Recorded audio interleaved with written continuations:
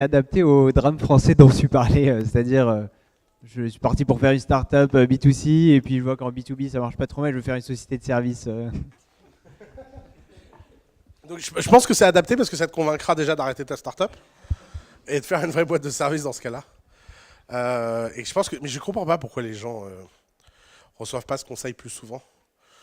Euh, Il y a une hypocrisie française là-dessus autour de trois sujets. Sujet numéro un, c'est qu'il y a beaucoup de subventions, etc., qui permettent de survivre longtemps. Donc on peut reprendre son injection de zombies pour 6 mois de plus. À la fin, on est comme ça. En plus, on ne se rend pas compte le coût humain à ce zombinage. Parce qu'en fait, plus vous êtes un zombie longtemps, et plus le fait de revenir dans le monde des réels est dur.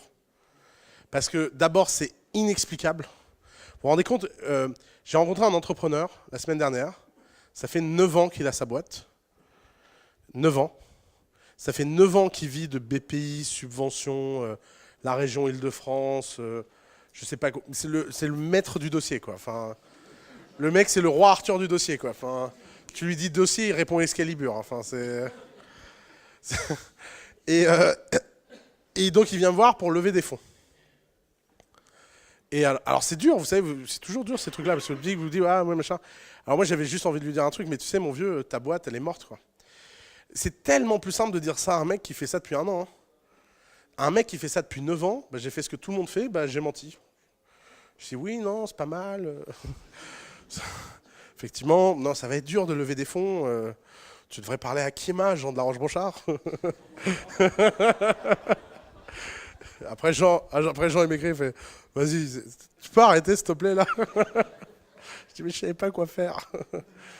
Mais c'est simple, humaine, machine, oui, non, honnêteté, intégrité, stabilité. Putain, fait chier quoi. Je- donc en fait, faut pas. Plus tu attends pour reconnaître l'inévitable, plus l'inévitable coûte cher. Et en plus, ton entourage va pas comprendre. Parce qu'à mon avis, un mec qui a passé 9 ans à raconter qu'il avait une start-up et que demain ça va marcher, le jour où il dit ça marche pas en fait, c'est quand même une catastrophe humaine atomique, hein. Les gens qui donnent des subventions, etc., à ces gens-là sont des criminels. Il n'y a pas d'autre mot. C'est vraiment des criminels humains. C'est mettre les gens dans des espoirs qu'ils ne devraient pas avoir et ensuite rendre la société responsable de cet espoir.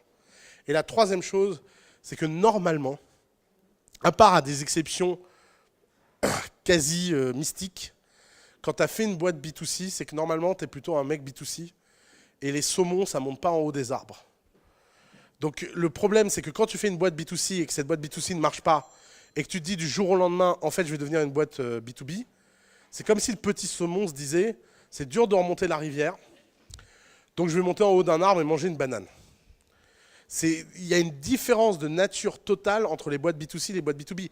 La probabilité que le même entrepreneur soit capable de faire du B2C le matin et du B2B l'après-midi, mais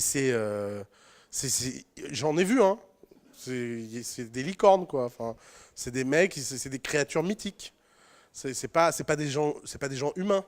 Normalement, si tu es vraiment bon en B2B, tu comprends rien au B2C.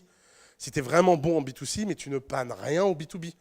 Et donc, ce genre de pivot qui est très souvent imposé par les investisseurs, t'as levé un peu d'argent, ça?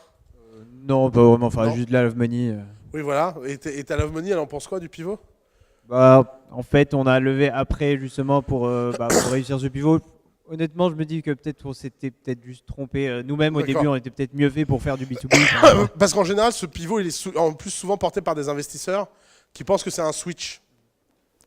De dire, ah bah en fait, ça n'a pas marché en B2C, essayons en B2B, on switch. Mais c'est pas ça, ça marche pas comme ça, c'est très très dur en fait. C'est très très dur. Ouais.